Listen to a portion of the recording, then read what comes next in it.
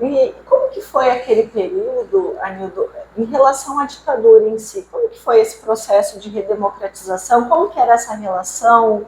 Qual que é a sua percepção sobre aquele período, né? Se tem muitas críticas sobre o período da ditadura, mas se fala muito de legado, principalmente na área da infraestrutura. Qual que é a sua percepção?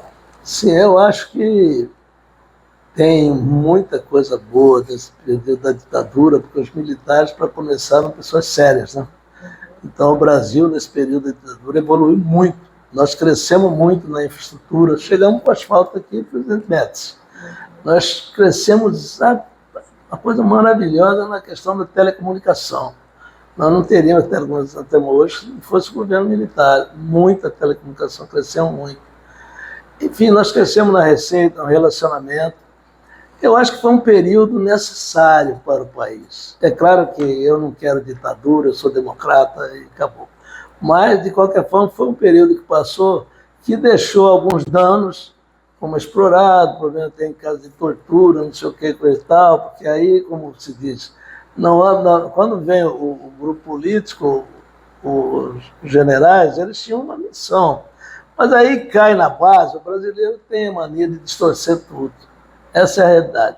Então a ditadura foi ficando e começou já as brechas para os maus elementos, como tem em todo segmento. A ditadura tinha também os péssimos elementos, como tem hoje na democracia, como tem hoje em todos os governos. Você não consegue fazer unanimidade para o bem.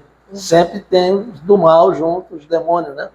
Então é o que aconteceu com a ditadura. Mas a ditadura deixou um legado muito grande para o país. Boa que acabou, com as diretas, mas que foi um período na área econômica, na área de expansão do país, foi muito interessante. É claro que não poderia continuar, mas não podemos agora dizer que a ditadura fez só mal, não fez, pelo contrário, fez mais bem do que mal.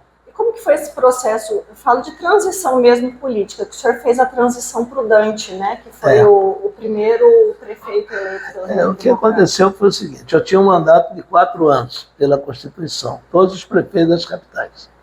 Aí o Nando Oliveira começou o processo das diretas já. E ele apresentou um projeto que foi pensado pelo ex-presidente da Câmara, que era o nosso amigo, eu estou esquecendo o nome dele, morreu até afogado, ninguém encontrou o nome dele.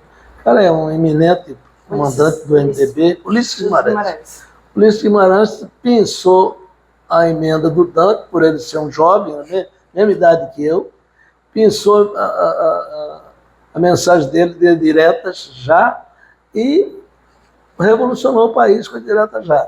Passou-se a direta já, encurtou o mandato dos prefeitos, começou pelos prefeitos, depois dos governos, e o prefeito tinha que entregar o cargo, ter 3 anos de mandato e já ter eleição.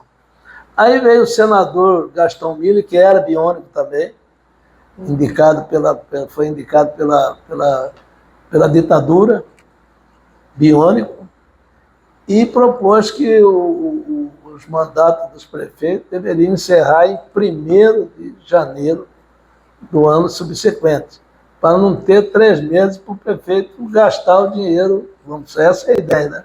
Do mandato do próximo. Então, convencionou isso, entendeu? Então, eu não fiquei nem com 36 meses de mandato, fiquei com 33 meses de mandato. Mas, graças a Deus, pude fazer muita coisa nesse período.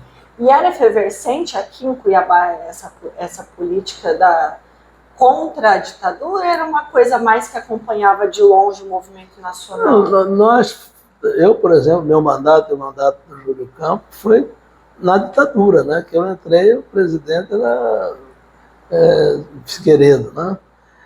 Evidentemente, já criasse uma revolução para a nomeação das diretas, né?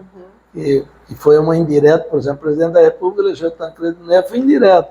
E quem foram os candidatos que concorreram com ele foi o Maluf, o Mário Andreasa e o Figueiredo, e o Tancredo. O Tancredo conseguiu ganhar nesse negócio. Ele foi eleito também diretamente. Depois é que voltou a ser eleição direta. Foi período de transição, entendeu?